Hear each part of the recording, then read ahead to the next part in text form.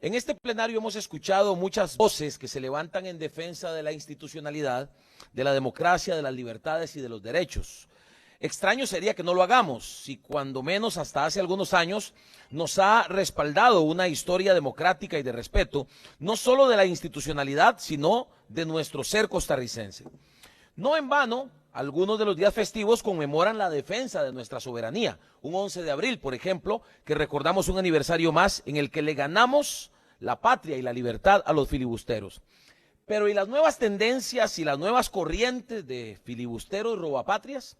¿Qué haríamos los costarricenses si alguien sugiriera vender nuestra democracia? ¿Cuál sería la reacción de cada uno de ustedes si alguien promueve vender nuestra independencia? Peor aún, si alguien vende nuestra libertad con nuestro propio dinero.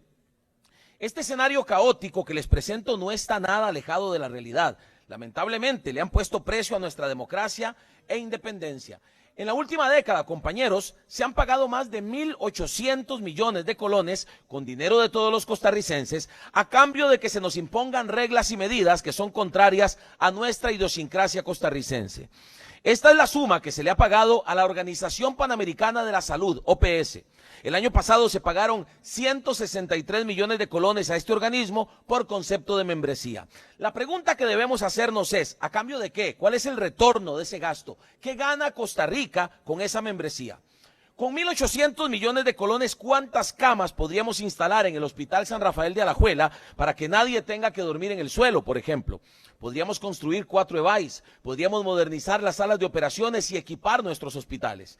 Eso sí tendría un verdadero impacto positivo en la salud de los costarricenses. Entonces, ¿en qué se invierten esos recursos que los costarricenses pagamos con nuestros impuestos? Aparte de promover una agenda ideológica ajena a nuestros principios y valores, como cursos gratuitos sobre terapia afirmativa LGTBI, a lo que se dedican es a promover acuerdos que atentan contra nuestra democracia y nuestra soberanía.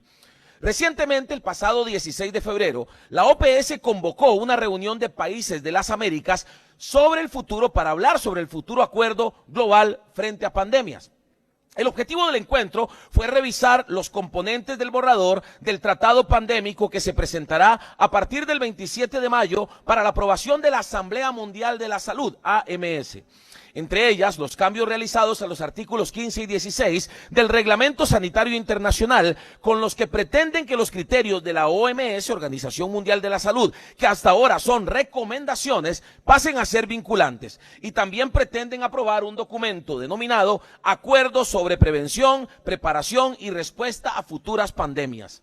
Sobre estos dos documentos no presentaron un texto definitivo, aunque el mismo Reglamento Sanitario Internacional dispone que debe entregarse con 4 meses de anticipación a los Estados miembros. Evidentemente, quieren que se apruebe sin mayor cuestionamiento. Pero ya hemos visto los borradores y está claro que con esto buscan darle autoridad suprema al director de la Organización Mundial de la Salud para que imponga el manejo de la política de salud sobre los Estados miembros. Sus disposiciones serán entonces de acatamiento obligatorio. Buscan darle mayor control a la OMS sobre los gobiernos, personal médico, centros de salud y otros grupos que influyen en su toma de decisiones sobre salud en caso de una nueva declaración de pandemia. Ya fuimos testigos cuando, sin estar dentro de un acuerdo como ese, durante el gobierno de Carlos Alvarado, se acogieron todas las recomendaciones de la OMS. Y la consecuencia fue el cierre arbitrario de negocios. Se establecieron medidas absurdas como las restricciones vehiculares, violentando el derecho constitucional al libre tránsito. En media pandemia obligaron a los costarricenses a utilizar transporte público, provocando aglomeraciones en las terminales y paradas de buses. Cualquiera pensaría que un organismo como la OMS basa sus criterios en la ciencia, pero fue precisamente en el transporte público el segundo lugar donde más se contagiaron los costarricenses. Nos encerraron, cerraron los negocios, paralizaron nuestra economía y dejaron a miles de costarricenses sin trabajo. Pero también se violentó la libertad de las personas al obligarles a vacunarse en contra de su voluntad, incluso con vacunas vencidas. Peor aún, se obligó a vacunar a los niños, aun cuando no existía suficiente estudio sobre los riesgos para los pequeños. Entonces, mi posición, compañeros, no es conspiranoica, no es alarmista ni extremista, como ya sé que dirán algunos después de escuchar este discurso. Es que ya vimos lo que ocurre cuando nuestros gobernantes entregan nuestra democracia y nuestra soberanía a estos organismos. En esa intervención que realicé en septiembre del año pasado, o en una intervención sobre este mismo tema, hice un llamado a la ministra de Salud, doña Mari Munive, a que no titubee y rechace categóricamente estas enmiendas al Reglamento Sanitario Internacional. El Estado de Costa Rica, como abanderado histórico de la democracia, no puede firmar este tratado.